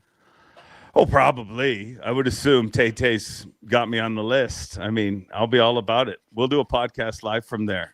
Hey, today's a special day, by the way. One of our buddies, it's his birthday. Happy birthday to Kelly Jordan. Really? Yeah, shout out Kelly Jordan. He would be on way more podcasts and shows if where he lived had any semblance of internet connectivity. He can answer his phone about 3 days a week from like noon to 2 when he goes into town to get supplies. Isn't it wild? Like the amount of pro anglers that never even like they don't have Wi-Fi. You work in an industry again. The world's changed. Like you work in a sport where you're going to do some of these. You want to do some of these, and they also don't have like. How many of your guests put their freaking phone up on a pile of Plano boxes and line spools? Like go to Dollar General and spend $15. You can get the mega pack, comes with the ring light and everything. Mm-hmm. It is quite amazing. Yeah, I've sometimes I'll say, you talk to a younger angler and they'll be like, what would you suggest? They'll just put me in a direction. And I always say, spend one day and $2,000 and just designate somewhere for your streaming, your videos, decent audio, decent lighting, decent background. Don't touch it. It doesn't move. That's where it lives. It can have good internet. Like I said, it's one day out of your life, but that'll come back tenfold to you, especially because then you're more likely to be guests. People like me and you are way more likely to invite you to be on. You represent your sponsors more. Like, I mean, heck, Court and I are doing marriage, premarital counseling from the studio right here. Like, I mean, it's like a standard thing. Like we were supposed to. It's like 6. Yeah. But I mean, like, it's nice to be able to talk to someone like with lighting and be able to hear them. And, you do it with like your family if you have kids and stuff. Like, I don't know why in 2025 it's not a standard thing is to have like your live stream corner. Yeah, and I don't even think they need to spend $2,000. I literally think, okay, if you spend a few $100 on a microphone and a light and whatever, that's one thing, and it's better. But dude, just get a light and a camera stand, and yeah. I mean, it really isn't that hard. The Trey McKinney interview, and I told Trey I'm going to buy you a stand. I mean, he's 20, he's just getting used to this. But literally, by the end of the actual interview, it just got darker and darker. Like, it was great light to begin with because the sun was dropping, and then by the end it looked like he was like, we had to boost the color in that shot to see him, but it literally looked like we were talking to a guy with witness protection. Ain't no thing. Hell, people just you can hear me, Dave, right? Yeah, we could hear him. But I mean, that actually was one of my favorite. I mean, I think he really opened up in that interview, which was really cool. So yeah. But get a damn my light. Opinion. I totally changed my opinion. I'm not a big fan of. I don't like to just individually talk about specific anglers, but in a professional setting, I changed my opinion of Trey McKinney from the Pan Am Games down in Mexico and being around him for a week. What was your opinion before it? Not a fan. Why? Didn't like how he came across. Didn't like all the smoke that surrounded him. Thought he was a manufactured angler who was going through the motions. I like the kid because... now. Well, he's a likable kid. Like, he is way more likable. He has a weird nap schedule, but when he's not sleeping, he's literally fishing 24/7. His understanding of things on the water, just from that one lake, Chichillo in Mexico and things, his understanding of that was way beyond what I realized. He did his own thing. He was positive. I think a lot of it is the fact that he's such at a high level that you forget that he's 20 years old. Yeah, but people don't like that when you first start. You're supposed to be cute. You're not supposed to. I'm reading Blake Rader's comment down there. What are you laughing at? What were you laughing at? You were laughing at something that I was saying. I don't know. Or a comment. I don't know. No, I don't. I wasn't reading. I'm too blind to read these. There you go. I got them. Anyway, no, I don't know why. I was just smiling. I just think it's neat because positive. I have a lot of respect for him now. Yeah. Do I think he does everything right? Absolutely not. Do I think anybody who's that age does everything right? Absolutely not. Do I think anybody at any age does everything right? Absolutely not. But I literally went into the hotel room one night with Andrew Upshaw, and I was like, dude, I totally 180'd my opinion on Trey McKinney. And he's like, right? I've searched, dude. I have searched for it. And I don't listen. Has he made some dumb decisions? Sure. I don't think that was harsh. Version of me makes way worse decisions than he does. Even in his conflict that he had with an angler. I mean, what I would have said at 19 years old, a lot different than what he said. Not everyone's going to like everybody, but I have not seen. I mean, I think he's guilty of being really good at angling. Mm-hmm. And I think that he's a kid. Yeah, he's a kid, but I feel like why people dislike him. They're like, well, he's He's cocky. He's arrogant. Why? Because he talks on camera and he sounds okay and he believes in what he's doing. Like, to do what he does at 20 years old, guess what? You need to be cocky. And let me let you in a little secret. So is most of the Elite Series. And I don't mean in a bad way, but so is most of the PGA. So is I have this theory, and we'll go in a whole different direction. But if you realize anglers have very attractive wives, if you realize, and I have a theory that is around that. And I'm like, well, of course they do, because it takes a giant set of nuts to say, I want to be a pro angler. And to do a job that literally everybody you went to school with, you had a job with, most of your parents and stuff told you, you can't do this. It's almost impossible. So if you have the machismo to chase that dream, well, you probably got the machismo to meet a attractive. I mean, maybe my comment went bad. Saying. You know what I'm saying? I get it. Yeah, I mean, yeah, you've got everybody in your life telling you, oh, this is not smart. This is not it. And you're going, yeah, it is. I believe in myself. I'm going to go do it. You know what the odds are. You still do it. And then you achieve it, which then gives you more confidence on top of it too. Like, I 100% agree. Like, there's a couple guys that are really good that are very self-deprecating, where they're like, oh, I'm on the winning fish, but I'll find a way to screw it up. Just watch. But yeah, there is some of that. But generally, you see as a whole, there's a guy who's not on anything who's like, yeah, I'll figure it out. Always get 3 lucky bites every day. Yeah. Hey, I have a theory on Kevin and why Kevin, and really this theory I've had for a long time, but it's really just I've started to put pieces together. And the last piece of the puzzle was with Swindle this past event. We were talking about. We're on Bass Live and we're talking about the feeling you have when you win Angler of the Year. And what Gerald Swindle, what he said is like, when you win Angler of the Year, you don't second guess any decisions. You know you're going to catch them. And I've seen that. I've seen that with Aaron Martins. I've seen him have great seasons and I've seen him have bad seasons. I've seen him win 2 Angler of the Years. And when he's winning Angler of the Year, Panger, he's like, bro, they're on that point. They're right over there. Like, he's not, when he's having a non-Angler of the Year season, he's like, bro, you think they're over there? Oh no, they're probably in the back. He's always second guessing himself.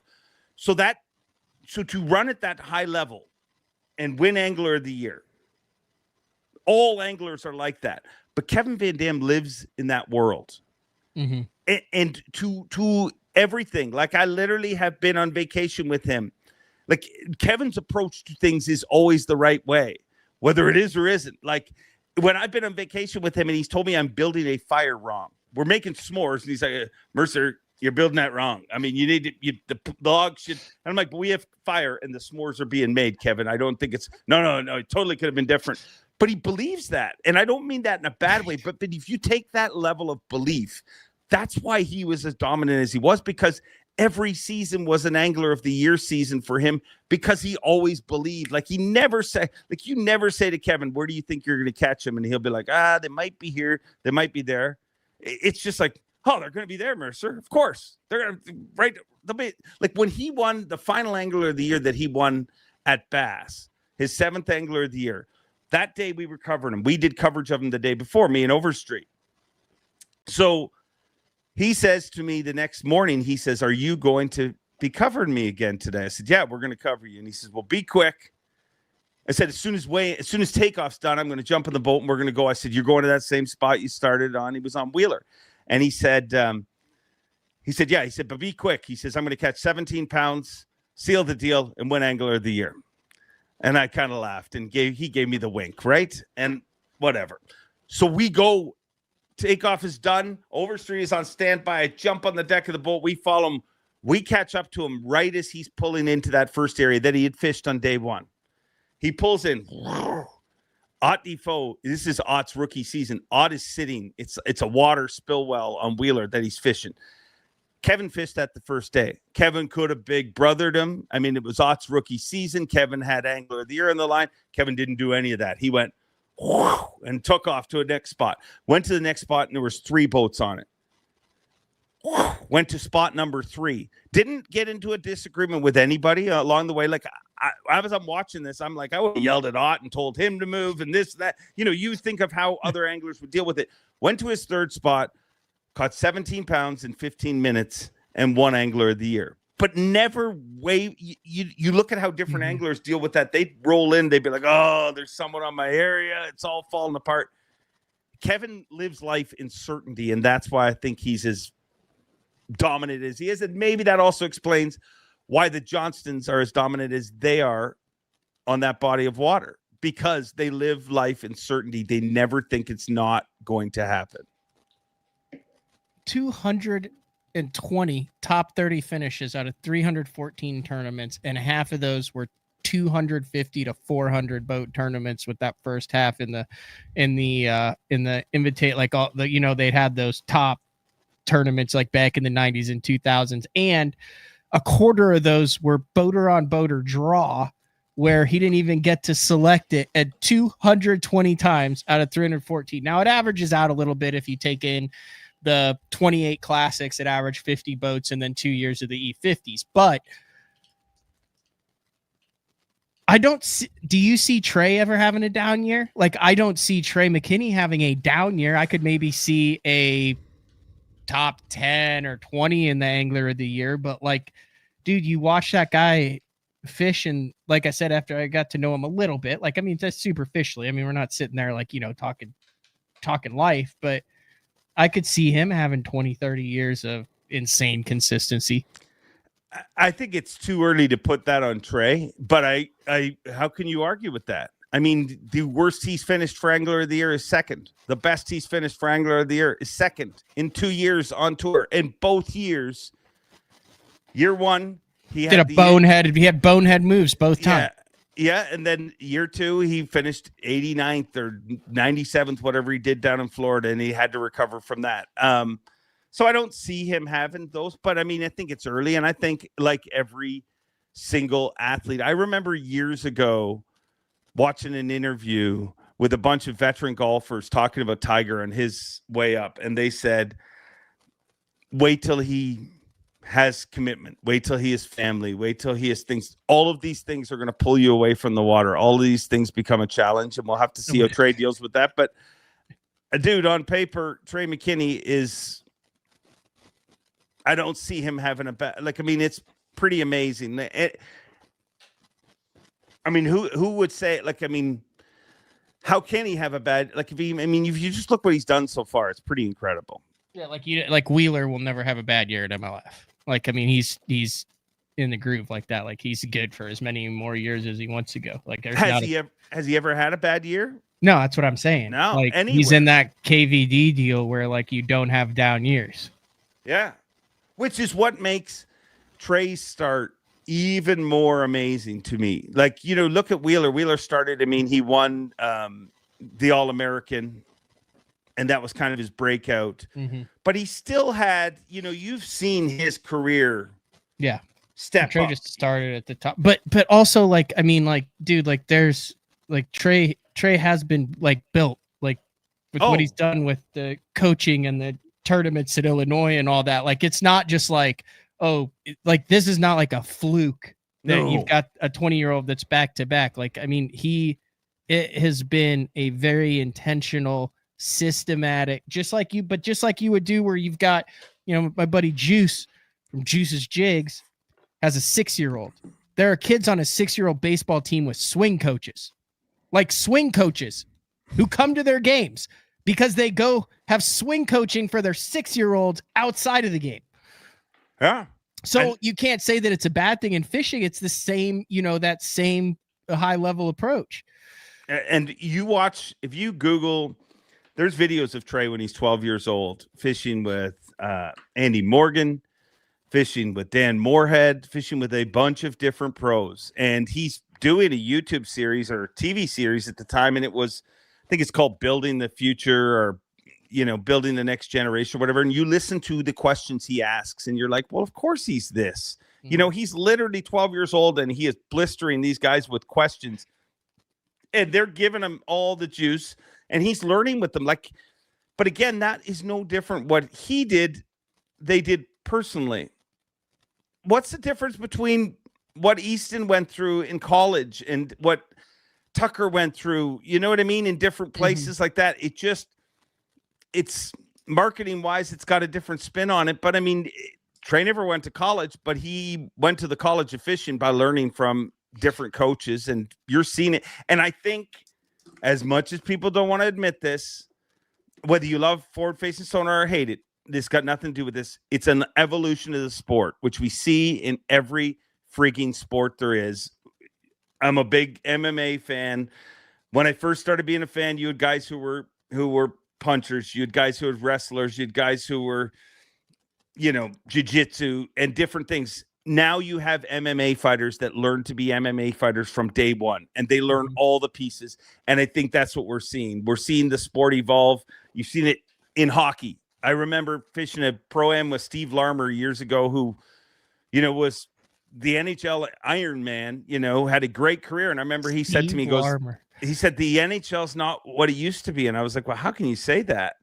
And he said, no, he said, when I first started in the NHL, we go to training camp to get in shape. He says, now these kids show up in shape. They work out all summer long. It's not what it used to be. And that's what's happening in our sport. You get people that that's what they're trained to be. And do I think some of the smoke is justified? Because I don't know. I'm just saying there's certain things that like Tucker's had a little smoke around him. I thought he did an incredible good job of kind of overcoming that thing with the open and all of that. Nothing around that. Like a lot of smoke around Trey McKinney. How much of that is him? How much of that is something else? But I'm not talking about look at what he's won. Look at the team boats he's won. Look at how much he won as a youth. I'm looking at it as his understanding of fishing and the little bit of time that I've spent around him and his decision making and how his brain worked. And that's where you're talking about spending time with the anglers and stuff. I'm not looking at his body of work and the stuff and boats that he won before all of this. I'm looking at him as like an angler now and going, okay, that's a high level, high functioning, like way past my thought process. That's kind of like the Johnstons on Thousand Islands, like his foundation. Like if we're both building pyramids, right? Like I think it's big that you have to have the foundation and then boom, you get to the top cap. Like his foundation at 20 is way closer to the top cap than anyone else's who's still kind of building that foundation. And then you have he's already up to here just on that. That's not on accomplishments. That's on understanding. That's he goes to a body of water and already has a lot of stuff figured out that a lot of the peasants, us common folk, have to spend a day and a half to work through. Yeah. Well, and he should, because guess what? Up till now, fishing has been an uncoached sport.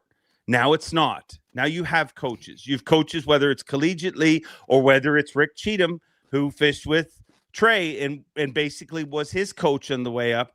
They're coaching them. They're making them better, and if you think of the collegiate thing, to me, stands out as, it screams why it's as successful as it is. Think about it. You're fishing the opens, Panger. You room with some guys, and guess what? You try to help each other here and there, but you're really not a team. If you watch how the collegiate teams work together, they take a kid from Florida, they take a kid from Michigan, and they put them together. And they impact each other with each other's. Everybody's got a handful of things they're really good at. And the best way for you to get really good at it is to spend a day in the boat with that person, and you see exactly how they do it. So they do that, and they share everything. They're helping each other the whole way up. And I think we're seeing the result of them just coming up. That they're not the hardest place to learn on earth is the Elite Series. I think we've seen some of that. I think a Matty Wong is a prime example of somebody who probably qualified for the Elite Series a little bit early. And we've seen him have moments of pretty incredible stuff. But it's freaking hard to learn in the Elite Series. Another guy that just got, that didn't make the cut, Tim Doobie.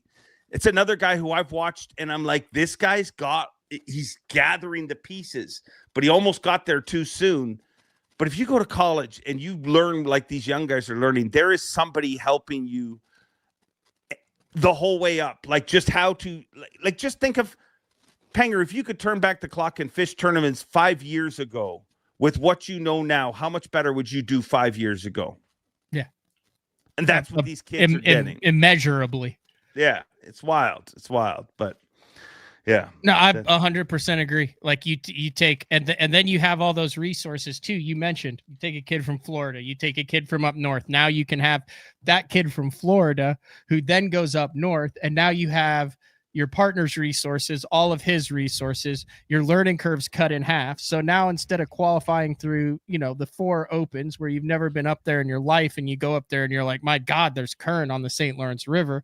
You now aren't intimidated. You completely understand it. And then when that kid from up north comes down to Florida and you're running the rim canal on freaking Okeechobee, that kid isn't in his first Elite Series tournament ever after qualifying through the other division where he's going, holy crap, there's freaking reeds and grass everywhere. Like the intimidation factor is out. And then you're not only dealing, it's not only just that buddy, it's that buddy's buddy and his network and his team to where it all works out. So there really isn't. And then you throw in the fact, like you look at like how hard like JT and Trey and I think Tyler, before he got the girlfriend, was pretty much like 365 days a year on the water. Now he's like 360 days.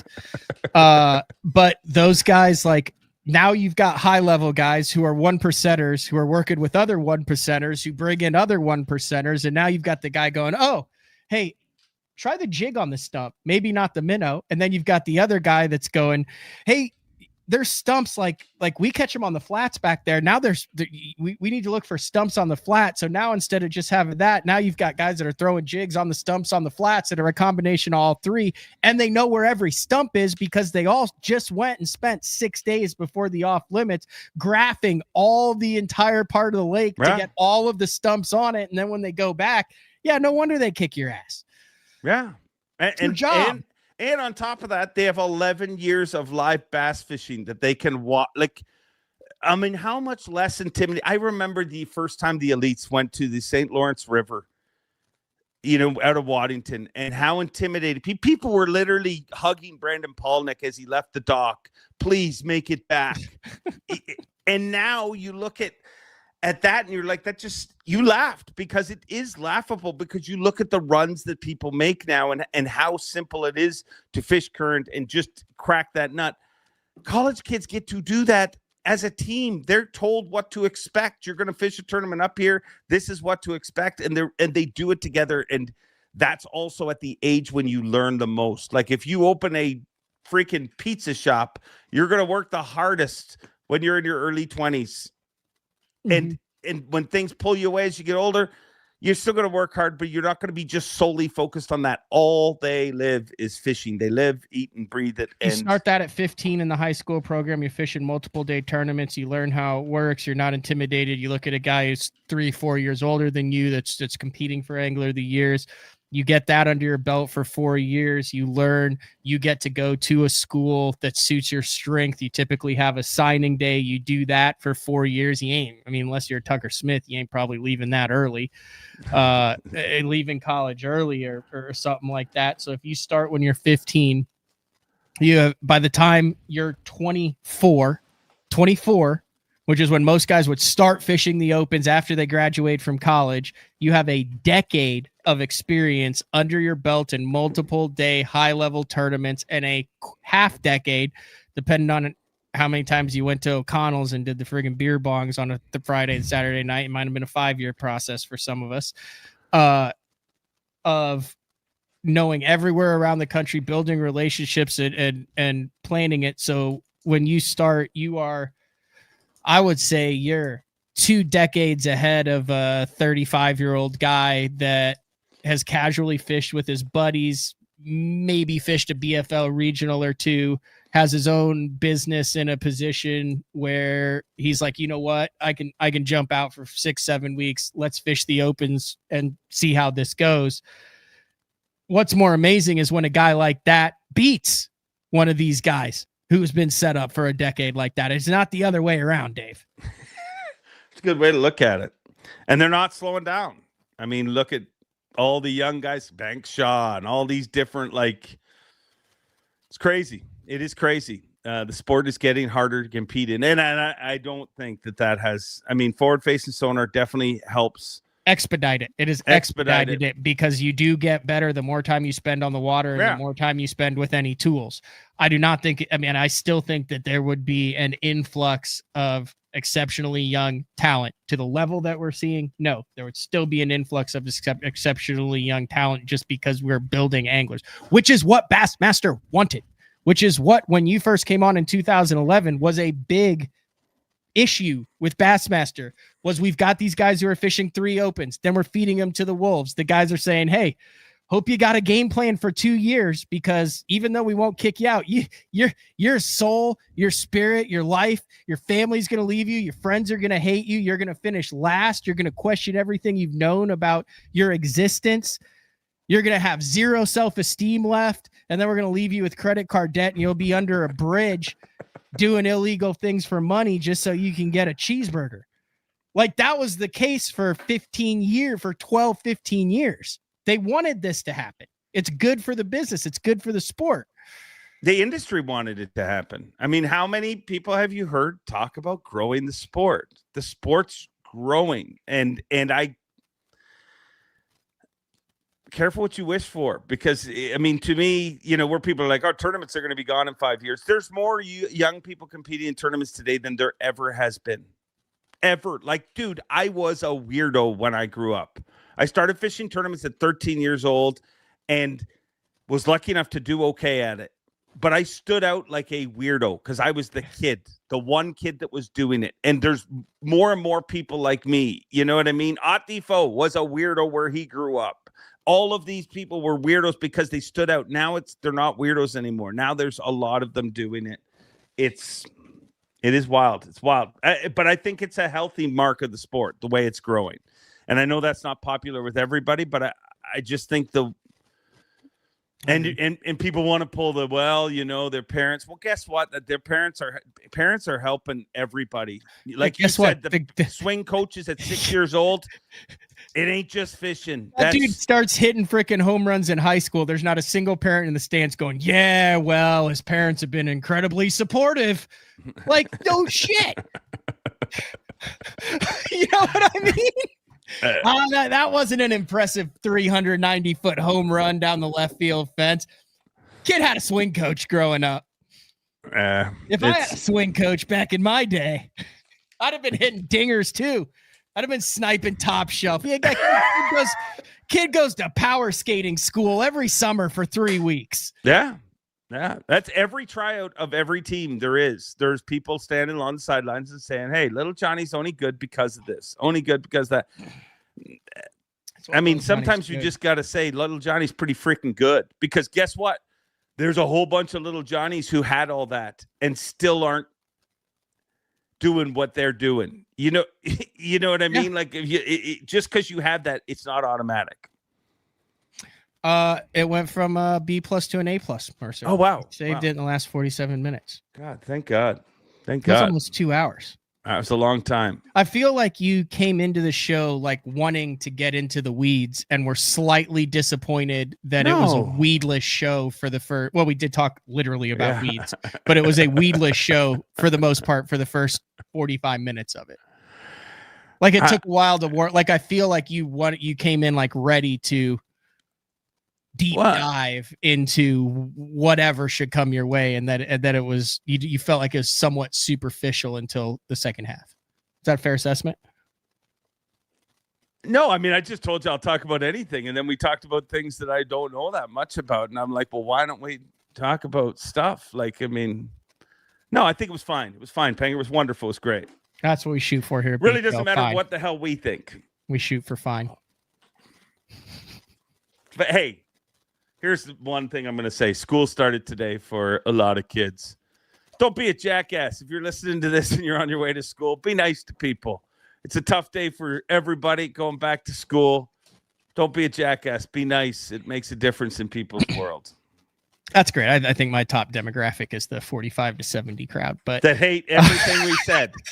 Right now we have no. I have some young listeners that are awesome. All right, I'm gonna let you go. Have fun talking with Chris Johnston about his what back questions to back. You got for him? Give me some questions. What You're very good at this. Questions do I have for Chris I'm gonna be Johnston? professional. I'm gonna go into this professional. Is it still? I would like walk me through what was going through your head at noon on day 3 of lacrosse. Another one that I would have is because of who you were tied with, did you feel extra pressure? Like because you were tied with Trey McKinney and he is a polarizing figure, did you feel more pressure going into that final day? All right. I'll ask both those. Now I'm actually prepared for this interview. Also, I would also be curious if the false buoys are a real thing. If the false buoys are a real thing. Yeah. Like brush piles on Thousand Islands. I've heard that like that there's like brush piles on Thousand Islands, except they're just ropes that are chopped off halfway and they sink them. I have no idea if it's true or not. I mean, it would be. I have not heard about this, but I'll ask them. It's a conspiracy theory. It's a conspiracy theory that the only reason why they catch him out there is they have these ropes that are like float half. I wouldn't ask him that. Don't ask him that. I know he doesn't listen to BT. I got to ask him now. You've put me on the spot. We've done this live. I'm going to end up with a severed horse head on my front porch. No.